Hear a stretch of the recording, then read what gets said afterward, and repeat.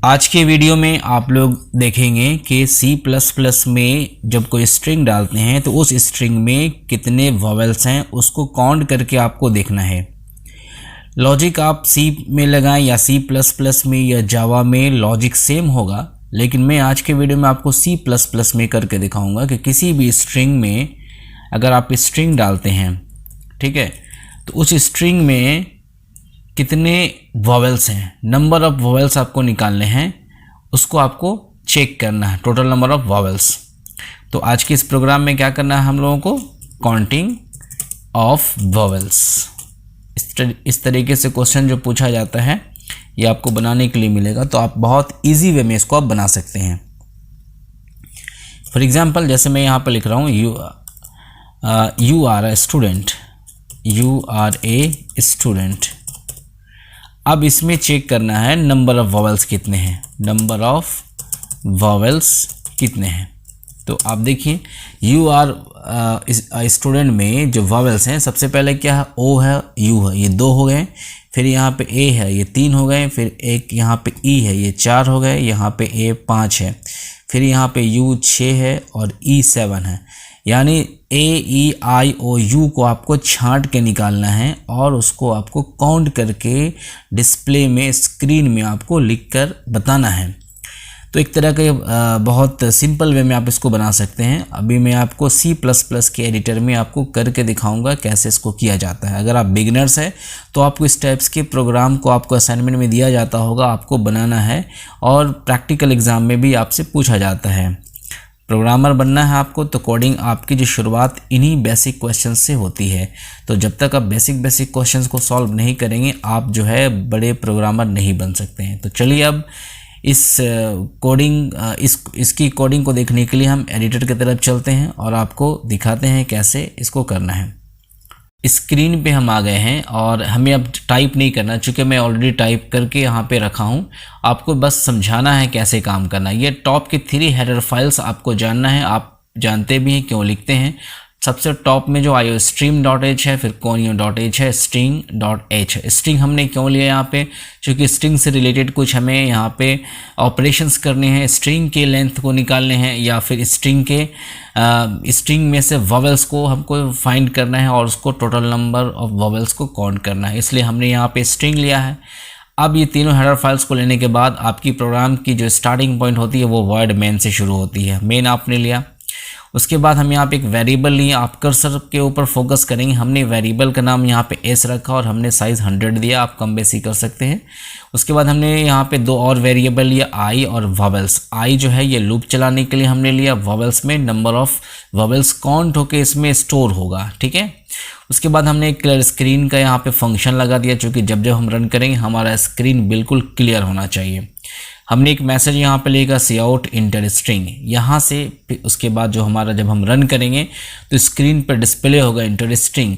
तो जो भी हम स्ट्रिंग डालेंगे वो किस में आ जाएगा, हमारा इस एरे में आ जाएगा, S में आ जाएगा। तो इसको लेने का तरीका बहुत सारा तरीका है, उसमें हमने एक तरीका यहाँ पे ये लिखा है cin.getLine, और जिसमें हमें लेना है स्ट्रिंग वो कॉमा जो हमारा साइज़ है, ठीक है। तो इस तरीके से हम जो है स्ट्रिंग को अपने वेरिएबल में स्टोर कर सकते हैं। जब हमारा वेरिएबल में स्टोर हो गया हमारा स्ट्रिंग, तब हम लूप चलाएंगे i का वैल्यू 0 से, बिकॉज इंडेक्सिंग 0 से शुरू होती है, और s ऑफ i यानी जो एरे का जो इंडेक्सिंग शुरू 0 से और एंड तक, जब तक वो नल ना हो जाए तब तक ये चलेगा। और साथ में i जो है इंक्रीमेंट होता जाएगा। तो जैसे यहाँ पे कंडीशन सही है कि अभी नल नहीं है, तो फिर यहाँ पे आता है, जंप करता है। ये कंसेप्ट आपको फॉर लूप का पता है। कंडीशन चेक करने के बाद वो स्टेटमेंट में जाती है, स्टेटमेंट के बाद तब ये इंक्रीमेंट या डिक्रीमेंट होता है। तो चेक किया, सबसे पहले नल नहीं है तो यहाँ पे अब यहाँ पे चेक किया कि क्या जो पहला वैल्यू है 0 से शुरू हो रहा है, क्या वो छोटा a है, स्मॉल a है, या फिर स्मॉल e है, या फिर स्मॉल i है, o u। और साथ ही साथ हमने ये भी चेक किया कि कैपिटल A है, कैपिटल E है, कैपिटल I, o u। चूँकि स्मॉल और कैपिटल कोई भी डाल सकता है, आप जो लिखेंगे आपका सेंटेंस में कभी स्मॉल भी होता है, कभी कैपिटल भी होता है। तो हमें दोनों को चेक करना और काउंट करके बताना है। तो अगर ये कंडीशन सही हुआ, यानी 5 वॉवेल्स स्मॉल और 5 वॉवेल्स कैपिटल में अगर कोई भी एक हुआ, तो यहाँ पे काउंट होके प्लस प्लस मतलब एक इंक्रीमेंट होके वॉवेल्स में स्टोर होता जाएगा। ठीक है। अब जब फाइनली सारा लूप यहाँ पे कंडीशन जब तक सही तब तक चलेगा, जैसे कंडीशन फॉल्स हो जाता है तो ये लूप के बाहर जंप कर जाता है, ठीक है। अब यहाँ बाहर जब आ जाएगा तो इसको जो भी स्टेटमेंट मिलेगा वो एग्जीक्यूट करेगा। तो स्टेटमेंट क्या मिला, नंबर ऑफ वॉवेल्स जो भी है उसको प्रिंट किया वॉवेल्स, यानी हमारा इस वॉवेल्स वेरिएबल में सारे वॉवेल्स जो है यहाँ पे स्टोर हो गए, काउंट होते गए प्लस प्लस करके।